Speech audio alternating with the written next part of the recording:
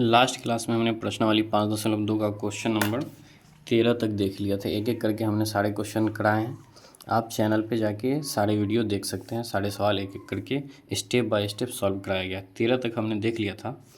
अब आज हम देखें सवाल नंबर 14 कि 10 और 250 के बीच में 4 के कितने गुणज हैं।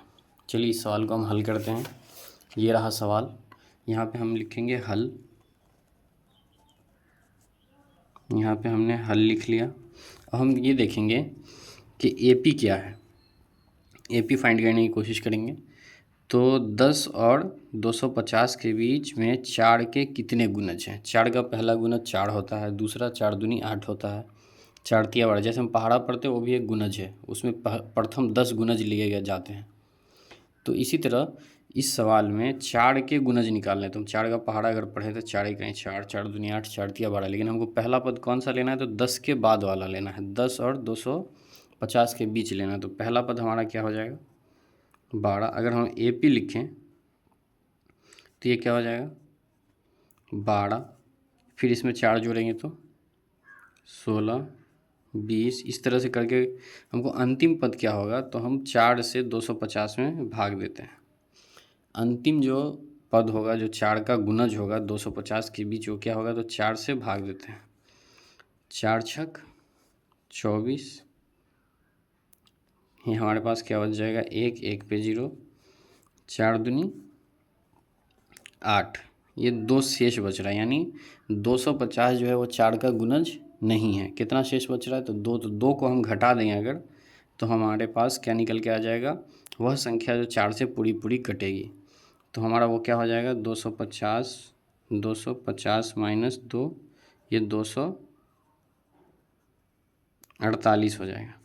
तो यहाँ हम अंतिम पद क्या लिख लेंगे, 248। ये हमारे पास एक एपी बन के आ गया, जो किसके किसके बीच है, 10 और 250 के बीच है। प्रथम पद 12, 16 और ये 20, और अंतिम पद क्या होगा, 248, जो 4 का गुणज है। अब ये कितने हैं, इसमें हम n निकालना है। हमारे पास क्या दे दिया गया, a निकल के आ गया 12।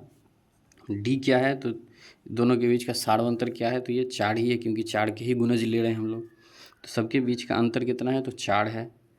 ठीक, हमको निकालना क्या है, हमको निकालना जो है वो n निकालना है कि कितने गुणज है इस एपी में। चलिए हम जानते हैं कि हम लिखेंगे, हम जानते हैं, क्या जानते हैं, तो an बराबर क्या होता है, a plus n minus 1 into D. हमारे पास अंतिम पद क्या दिया गया, 248। यहाँ पे हम सारा मान रखते चलेंगे, तो हमारे पास क्या निकल के आ जाएगा, ए की वैल्यू हम लिखेंगे 12, एन हमें निकालना है, और डी की वैल्यू हमारे पास है 4।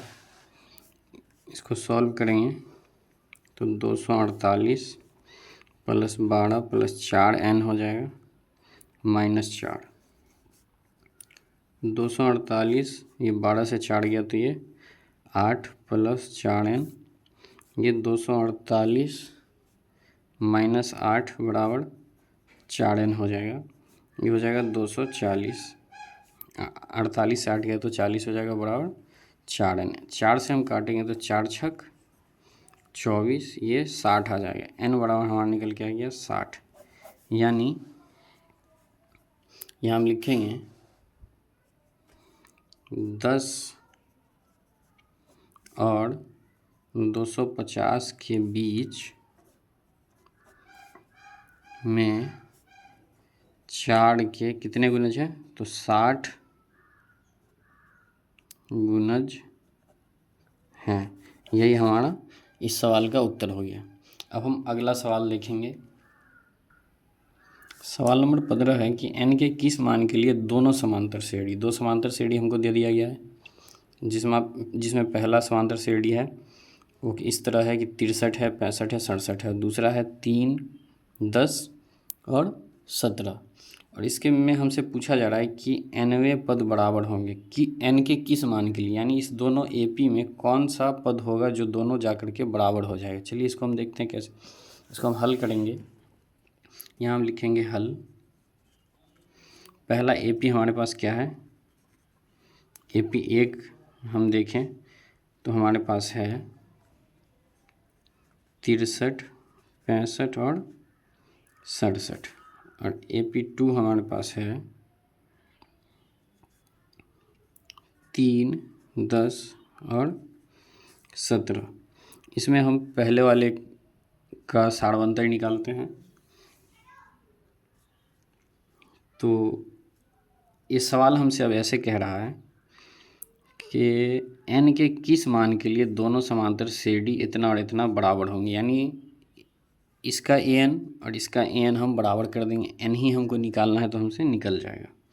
लेकिन पहले हम इसके लिए क्या करेंगे, AP1 में D1 हम निकालते हैं। D1 क्या होगा, तो A2 माइनस A1, 65 माइनस 63, ये हमारा 2 निकल के आ जाएगा। और ये D2 क्या निकलेगा, तो 10 माइनस 3, ये हमारा 7 निकल रहा है। और A1 हमारा 63 है, और ये वाला हमारा क्या है, A1 छोटा वाला A1 3 है। इसको हम हल करेंगे, लिखेंगे प्रश्न से। प्रश्न हमें क्या कह रहा है कि n के किस मान के लिए दोनों AP क्या होंगे, ये इस दोनों AP का कौन सा पद जो है बराबर होगा, उसके लिए हम निकालेंगे। तो an बड़ा वाला an लिख लेंगे बराबर छोटा वाला an। इसके लिए क्या हो जाएगा, a plus n minus 1 into D1, और यहाँ a plus n minus 1 into ये D2 हम कर लेंगे। अब सबकी वैल्यू पुट करेंगे।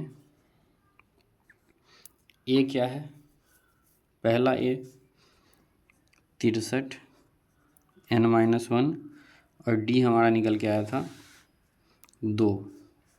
65 माइनस 63 किए थे तो ये 2 निकल के आया था। इस वाले में क्या है, a 3 है। इस वाले AP में हमारा पहला पद 3 है, n माइनस 1, और D2 क्या निकल के आया था, तो 7 निकल के आया था। इस दोनों को हम सॉल्व करेंगे तो ये हमारा हो जाएगा 63 प्लस 2n माइनस 2 बराबर 3 प्लस 7n माइनस 7। 63 में से 2 गया तो ये 61 प्लस 2n, और यहाँ हो जाएगा 7n माइनस 7 में से 3 गया तो ये 4। अब दोनों को हम बराबर कर लेंगे। तो यहाँ 61 माइनस 4 था इधर, तो ये प्लस 4 हो जाएगा। ये 7n था तो यहाँ 2n प्लस में, तो इधर आ जाएगा माइनस में। ये हो जाएगा 65 बराबर 7n माइनस 2n, तो 5n। 5 से काटेंगे 13 बार में कट जाएगा। 5 से काटे हमने तो ये 13 बार में कट गया, यानी n बराबर 13। तो हमसे पूछा गया था कि n के किस मान के लिए दोनों समांतर CD, एक समांतर CD ये था AP1 और ये AP2 के nवें पद बराबर हो गए, तो 13वें पद जो है इस दोनों AP के बराबर होंगे। यही इस सवाल का अंतर हो गया, ये उत्तर हो गया। इसको हम लिख लेंगे आंसर। चलिए अगला सवाल हम देखते हैं, सवाल नंबर 16। सवाल नंबर 16 हमसे कह रहा है, वह AP ज्ञात कीजिए जिसका तीसरा पद 16 है और 7वां पद 5वें पद से बड़ा अधिक है। इस तरह का सवाल हमने पीछे भी किया था, ये सवाल नंबर 11, ये इसी प्रकार से बनेगा। चलिए देखते हैं। यह हम हल लिख लेंगे। हमें यहाँ दिया गया है कि तीसरा पद 16 है, यानी A3 बराबर 16, तो ये A प्लस 2D बराबर हमारा 16 निकल गया। इसको हम समीकरण 1 लिख लेंगे। अब हमें प्रश्न कह रहा है, प्रश्न से 7वां पद 5वें पद से बड़ा अधिक है, तो A7 बराबर A5 A5 से 12 अधिक है। A5 में 12 जोड़ेंगे तो ये A7 के बराबर, 7वें पद के बराबर कब होगा, जब 5वें पद में 12 जोड़ देंगे। इसको हम सॉल्व करेंगे तो A7 क्या हो जाएगा, A प्लस 6D, और ये A5 A plus 4D plus 12।